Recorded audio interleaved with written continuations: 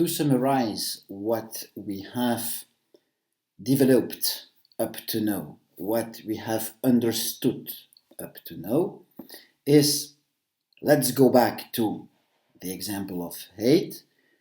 We would like to know something about the hate of the individuals in a population.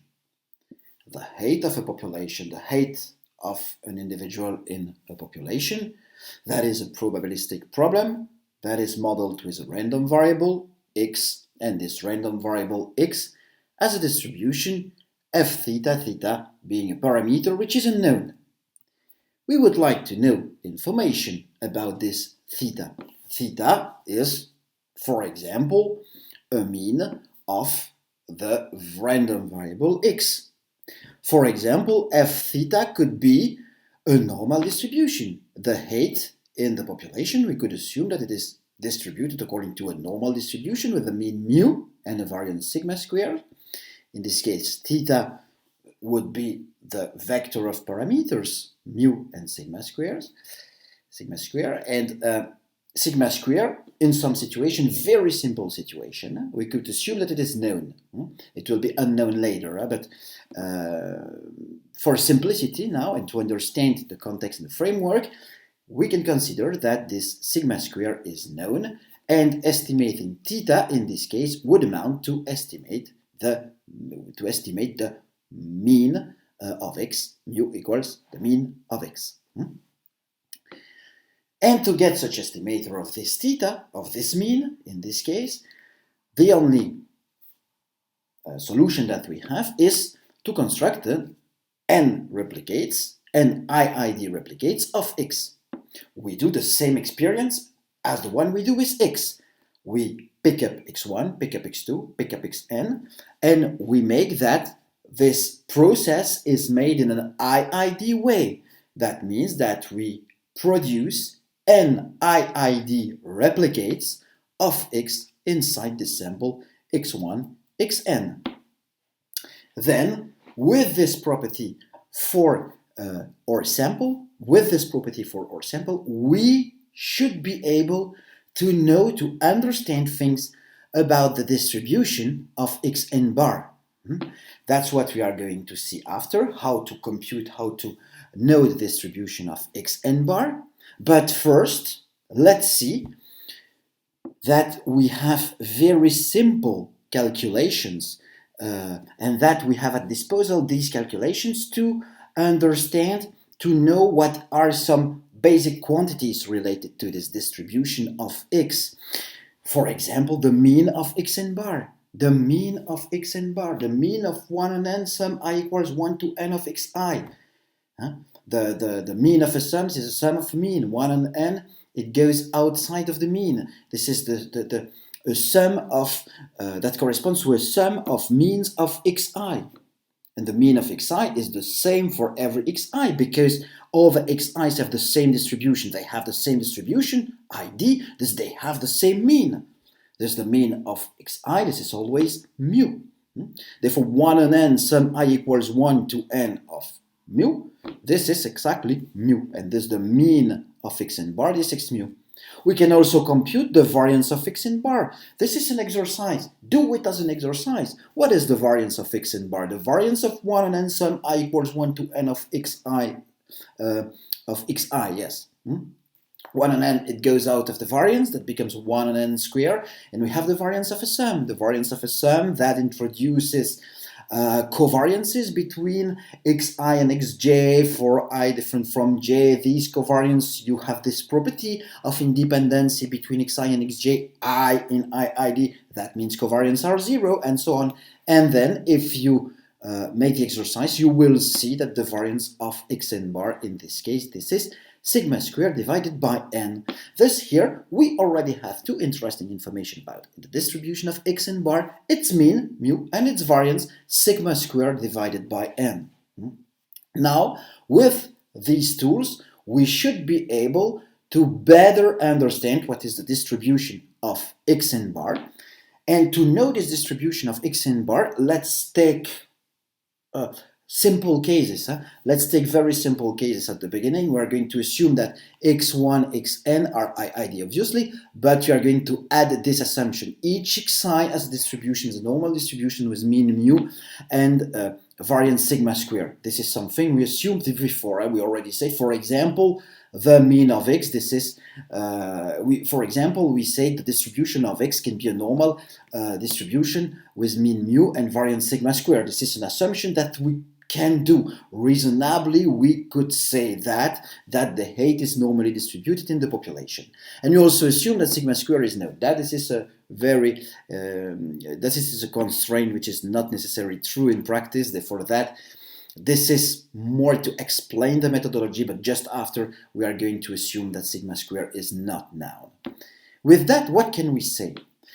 We know in this case that xn bar, it contains the sum I equals 1 to n of xi. This is a sum of normally distributed random variables with mean mu and variance sigma square. And all these normal distributions, since the sample is IID, all these random variables are all independent. Thus, if I have a sum of normally distributed and independent random variables with mean mu and variance sigma square, the sum of these random variables is also distributed according to a normal distribution. And what is the mean of this distribution? What is the mean of this distribution? What is the mean, of this distribution, but also of 1 on n times the sum I equals 1 to n of xi? We know that the sum of xi is normally distributed. It's multiplied by 1 on n. 1 on n is a constant. Therefore, 1 on n sum I equals 1 to n of xi is also distributed according to a normal distribution. What is the mean? What is the variance of this xn bar? But we already computed that. This is mu, in the previous slide, this is mu, and sigma squares divided by n. We could also show that in a more rigorous way, we could also involve the normal distribution, and we could see that xn bar in this case is normally distributed with mean mu and variance sigma square divided by n. But if in this case, if xn bar has this normal distribution, that means that xn bar, we can standardize it. Therefore, we can write xn bar minus mu divided by its standard deviation. What is the standard deviation of xn bar? This is sigma divided by the square root of n. The variance, this is sigma squared divided by n. Here, the standard deviation will be sigma divided by the square root of n. Therefore, we standardize xn bar minus mu divided by this standard deviation, sigma divided by the square root of n. The square root of n goes to the numerator, and thus we have Wn, which is in this case standard, which has a standard normal distribution. Wn, this quantity, as a standard normal distribution. If we define then the quantile of this distribution, we can define the quantile of the distribution, of the normal distribution, of the standard normal distribution like this. The probability that z is smaller than z alpha, this is the quantile of order alpha of the standard normal distribution. This probability, this is equal to alpha. We define it like this. Therefore, we define the quantile of order alpha for the standard normal distribution. We define it like this. Thus, in this case, we know that the probability that Wn is between z alpha and z1 minus alpha, this is 1 minus alpha.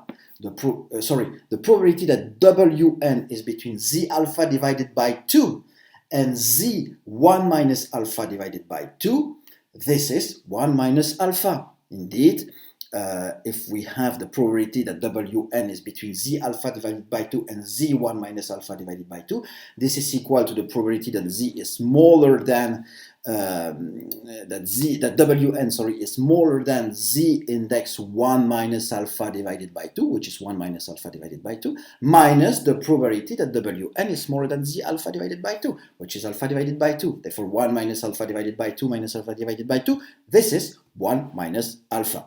Thus, the probability, it's easy to show, really, when you have studied before probabilities, some basic probabilities. It's very easy to show that the probability that Wn is between z alpha divided by 2 and z1 minus alpha divided by 2, this is 1 minus alpha. And last thing, we know that the normal distribution is a symmetric distribution. In this case, z alpha divided by 2 is exactly equal to minus z index 1 minus alpha divided by 2 due to the symmetricity of the normal distribution. When we have that, when we have this equality, we have Wn here. This quantity which is between minus z1 minus alpha divided by 2 and z1 minus alpha divided by 2. Thus we have sigma divided by the square root on n that should now multiply the quantiles here. We have mu that we keep between both inequalities, and we'll put xn on the left term and on the right term in these inequalities. If you compute this algebraic, this is very simple algebraic expressions, the probability of this event is exactly the probability of this event.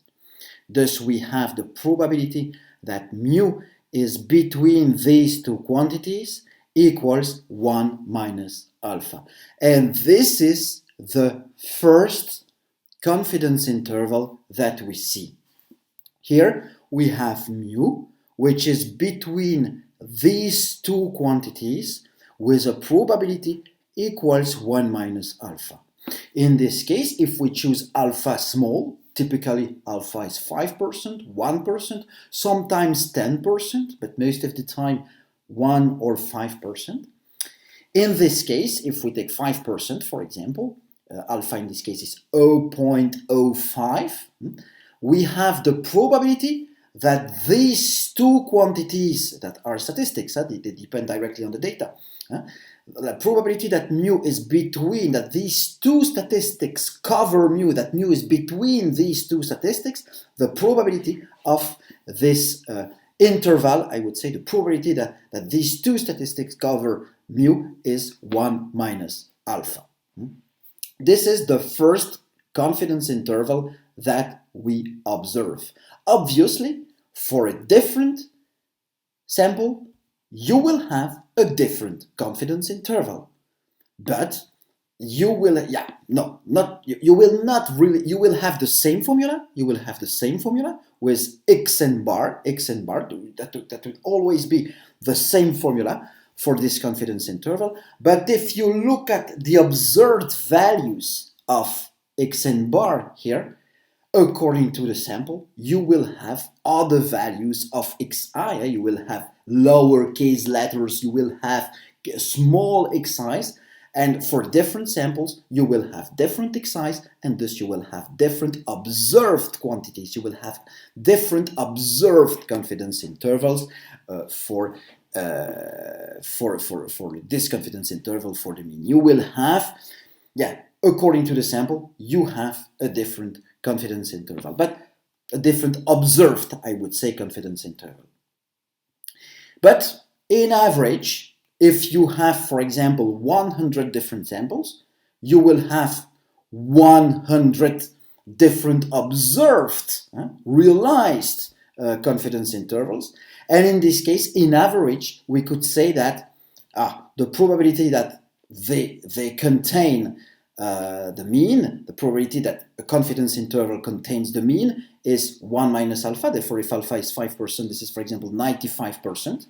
That means in reality that if we had 100 samples, we would have, in average, each confidence interval would contain the mean with a probability 95%. That means that if we have 100 samples, in average, we should have, the mean of the number of confidence intervals that contain the mean would be equal to 95. This roughly, among 100 confidence intervals of level, we say level 1 minus alpha, that means 95%, for 100 confidence intervals of level 1 minus 95%, roughly we have 95 confidence intervals among them that contain the mean mu. Okay, that is a remark which is here. There is a notation. There are two different notations. We have the notation here for a confidence interval with here capital Xn and here small xn. And the difference between these two confidence intervals is that the first one is a formula. This is a random confidence interval. Here we have two statistics that include mu with probability, with the level of the confidence interval, probability 1 minus alpha. And here this is the observed realized confidence interval.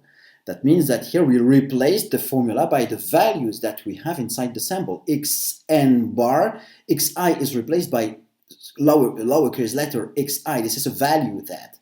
And xn bar is replaced by small xn bar. And here Sn, I'm going to talk about that in 2 minutes. But this is an estimator for the variance for the standard deviation when the variance is unknown. It's also replaced by a formula using the sample. And thus, according to the case, these words random, when you use the formula, observed or realized for confidence intervals, these words are omitted because the context is really clear. And in the context, we should know if we talk about a formula, a random thing, or if we talk about the realization of the confidence intervals, which consist of two bounds, and these two bounds are really digits. Okay, that is for the vocabulary, and that is just for this first confidence interval that we have seen. And as I introduced just before, I said, okay, in the case that sigma is unknown, what happens in the case that sigma is unknown? In the case sigma unknown, okay, we can replace it by an estimator of sigma, by an estimator of the standard deviation. What do we know? We know that 1 divided by n minus 1 sum I equals 1 to nxi minus xn bar up to the square. This is exactly the unbiased estimator for the variance, for sigma square. That means that the mean of this quantity under the square root exactly equals sigma square. This is the unbiased version for this variance estimator. If I take the square root, I have an estimator for the standard deviation. Thus, at the denominator of this quantity, I have replaced sigma by Sn, and I put Sn here. And what can be shown in the case of x1, xn that is normally distributed, IID normally distributed, it can be shown that this quantity, square root of n times xn bar minus mu divided by Sn, is exactly distributed according to a student distribution with n minus 1 degrees of freedom. This quantity is, the distribution of this quantity is totally known, and the distribution of this quantity is a student distribution with n minus 1 degrees of freedom. We remember what is a student distribution. It looks like a normal distribution. It's also a symmetric distribution, but it has tails that are higher than the normal distribution. And when the number of degrees of freedom tend to infinity, the tails of this student distribution go to the tails of the normal distribution. If we have a number of degrees of freedom which is equal to infinity, the student distribution is exactly the normal distribution. Therefore, the tails are fatter, are higher for the normal distribution, but they go to the normal distribution when n tends to infinity. This we fully know in the computers that the student distribution is perfectly known, not perfectly, but it can be calculated on computers. Therefore, that means that for this distribution, all the quantiles can be computed as well, and thus a confidence interval for an unknown standard deviation when the sample is IID normally distributed can be easily computed. I take back this formula that I obtained here for the mean, and I replace sigma by Sn, and I replace the quantiles of the normal distribution here. I replace them by the quantiles of the student distribution, and I write these quantile of the student distribution like this. I have Q, which is distributed according to a student distribution with n-1 degrees of freedom. In this case, we define the quantile of order alpha for this random variable Q like this. The probability that Q is more than this quantity is equal to alpha. That explains why we have here T index n-1, 1 minus alpha divided by 2. This corresponds to the case where we have a quantile of the student distribution with n-1 degrees of freedom and the quantile of order 1 minus alpha divided by 2. That doesn't change with respect to the quantiles of the normal quantiles in the previous example when sigma was known. And the last case is the case where we do not consider, in a more complex world, we do not consider that xi is normally distributed. It is possible that xi is not normally distributed. It can be a discrete variable, it can be another variable, it can be a 0 or 1. It can be anything which is different from a normal distribution. In this case, there is still a way to compute a confidence interval. There is still a way to compute the distribution, the confidence interval, because we have this result. If we have x1, xn, id, x with mean mu and variance, finite variance, like this, in this case we immediately have the result from the central limit theorem and the convergence of Sn square convergence in probability, that's enough. Convergence of Sn squared to sigma squared, the convergence in probability of the estimator of the standard deviation, of the variance, therefore to the variance. Using these two results together, we get this. This is, using the central limit theorem plus this convergence in probability, we have that the square root of n times xn bar minus mu divided by Sn tends in low to a normal distribution. You remember what it means? That means that the distribution of this quantity, the distribution of this random variable, this distribution of this statistic, when n tends to infinity, this distribution looks like more and more a normal distribution. The distribution of this quantity becomes, when n tends to infinity, becomes more and more, looks like more and more a normal distribution, a standard normal distribution. Yeah, but that's a result, but this is not a result which is fully exact. There is an arrow with L here. When we study here, we have an exact result. In the case of normally distributed x1, xn, this is exactly distributed as a student distribution with n-1 degrees of freedom. The previous case was also the same. It was exactly, this statistic was exactly distributed according to a normal distribution. Here it's not the same. That means, I'm going just to give a remark with respect to that. When the central limit theorem is used, we have a statistic that is approximately a normal distribution. And consequently, the confidence intervals are named asymptotic or approximate confidence interval. And in practice, and especially in this course, we will say that these confidence intervals, yes, they are valid, but they are only valid for n sufficiently large. And obviously, in a way, that depends on the distribution of xi. But roughly, we will say that for n larger or equal to 30, we will accept, in the case of exercises, in the case of confidence intervals that are obtained from the IID sample, we will accept we will say that, okay, that the normal approximation is more or less correct, and we can say that the confidence interval are asymptotic, approximate confidence intervals, but we consider that they are valid. But in the case when x is distributed according to the normal distribution, in this case we have these quantities, that have an exact distribution here and here, exact distribution. In this case, clearly, we name the confidence intervals exact. Therefore, either we have asymptotic confidence interval, approximate confidence interval when we use the central limit theorem, or when we don't use the central limit theorem, but when we have x which is normally distributed, in this case, we have exact confidence intervals. That is for the last words of vocabulary, I would say. But in this case, okay, if we have this result, In the probability that we have computed up to now, we do the same thing as before. We compute the confidence interval as if we had here for this quantity a normal 0-1 distribution, a standard normal distribution. And if you make the calculations, the probability that this quantity is between z alpha divided by 2 and 1 minus z alpha divided by 2, you compute this probability, you isolate mu between the base inequalities, and you get this result. The probability that mu is between these two bounds, where we have now normal quantiles of the normal distribution, and sigma, which is estimated here because we have this quantity.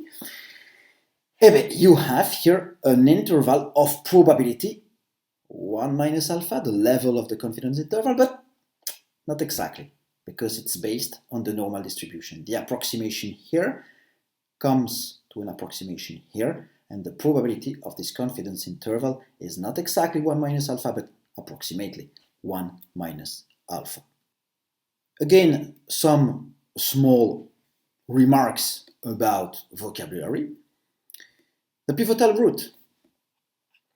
The square root of n times xn bar minus mu divided by sigma in the case of the normal distribution for this quantity, in the case sigma known.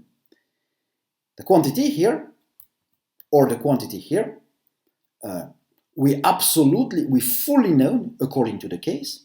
This is the two cases we have studied. We fully know their distributions.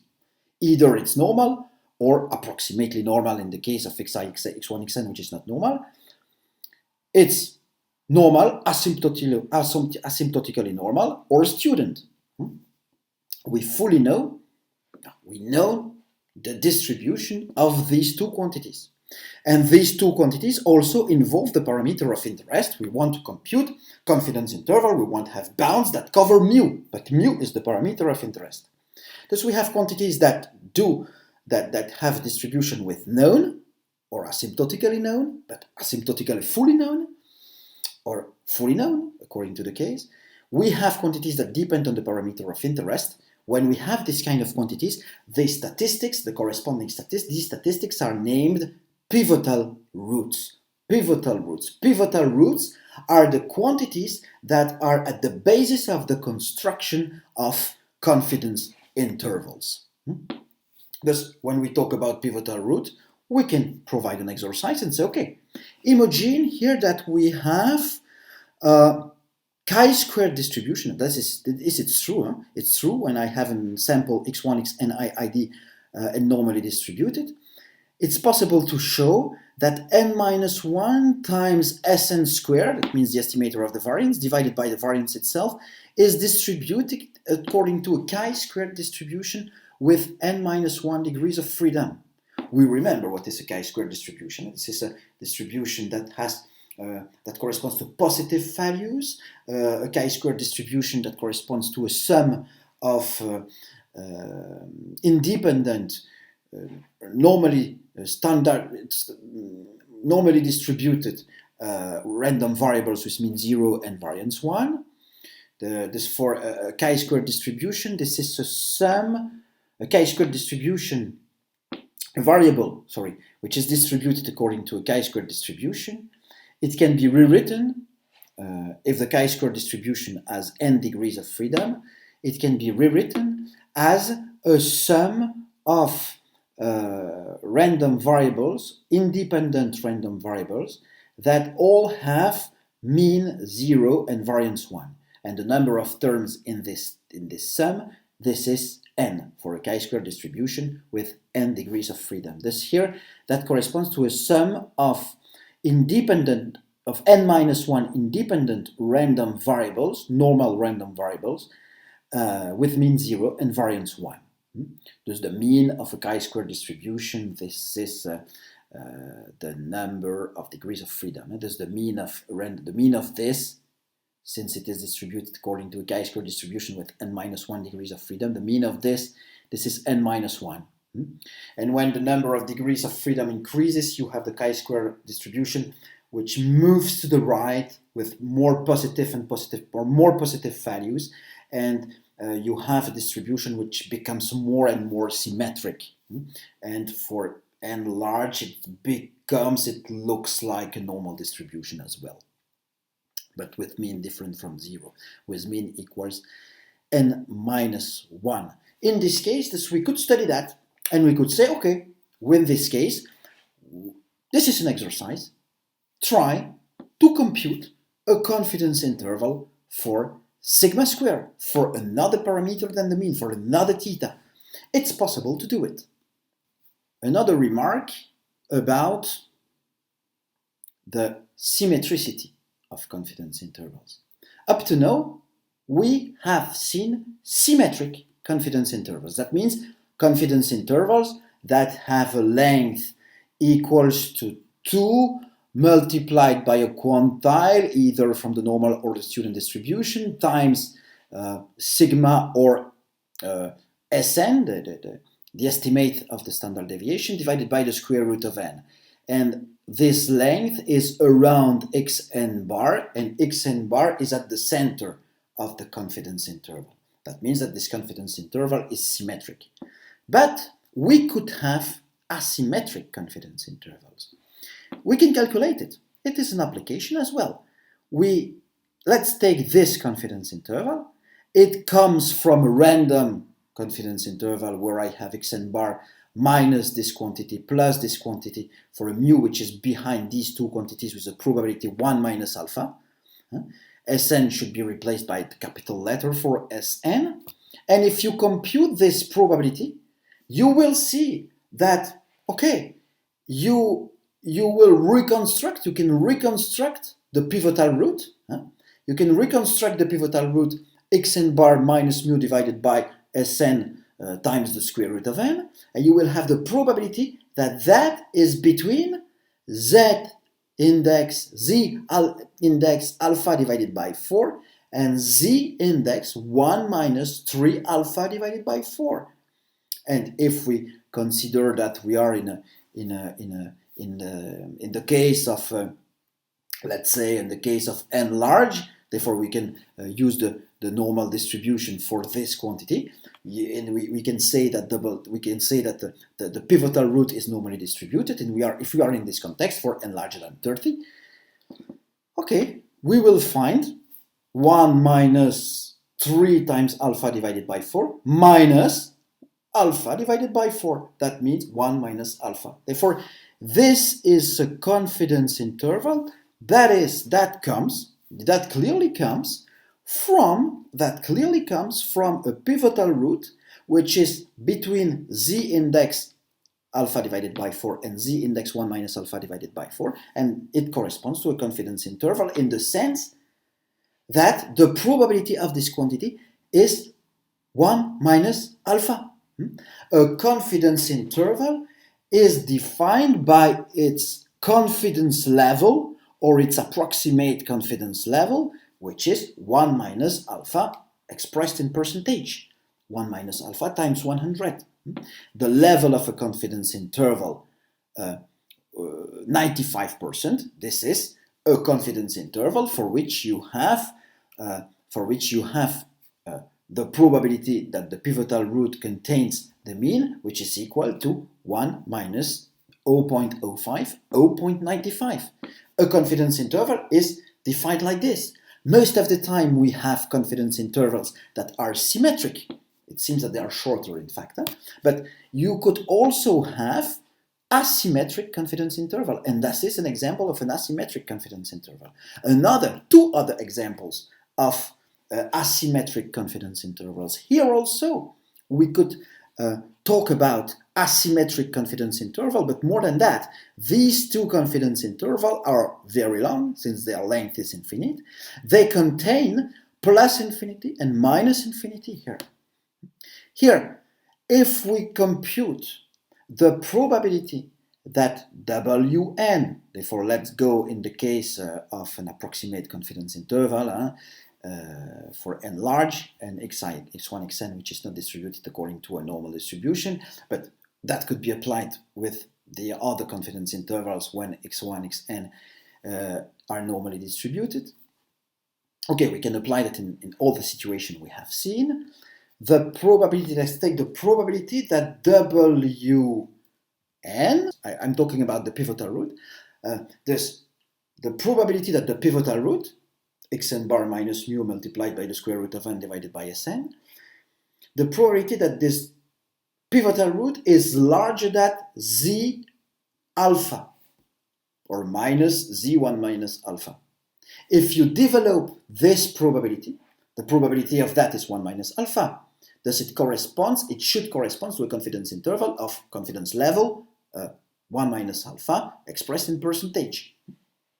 Thus, okay, the probability that the pivotal root is larger than z alpha or minus z1 minus alpha, if you develop that and you construct the resulting confidence interval, you will get this observed confidence interval. You will isolate mu and you will see that that corresponds to the probability that mu is larger than capital Xn bar minus z index 1 minus alpha times capital Sn divided by the square root of n. And this probability, the probability that mu is larger than that, will be 95%. And in the same way, if we compute the probability that xn bar minus mu times the square root of n divided by sigma is smaller than z1 minus alpha, this is also 1 minus alpha. In this case, if we develop that and if we isolate mu, we have the probability that mu is smaller than xn bar plus z index 1 minus alpha times Sn divided by the square root of n. The probability of this interval, in this case, is still 1 minus alpha, and thus we also have a confidence interval. The first one corresponds to what we said, a one-sided on the right confidence interval, and the second case corresponds to what we call a one-sided on the left confidence interval. This bound can be seen as a lower bound for the mean. This bound can be seen as an upper bound for the mean. We could think about that like this, and in practice that could be useful. That could be useful to know this kind of things. I would like to have an upper bound for my mean or a lower bound for my mean. In a lot of practical cases, that may have sense. That may make sense. And finally, a last remark about the geometric mean. A geometric mean, in practice, we know what it is. This is the product. Let's say we have a sample x1, xn, which is IID, and sufficiently large, let's say, to have normal approximations. This x1 times x2 times xn to the power 1 divided by n, this is the geometric mean. This is the estimated geometric mean, and this quantity, we can show that this quantity is an estimator of the theoretical, I would say, geometric mean, and this theoretical geometric mean is defined as the exponential of the mean of the logarithm of x, for positive x, obviously. Okay, if we have this, are we able to immediately construct a confidence interval for this quantity, the geometric mean?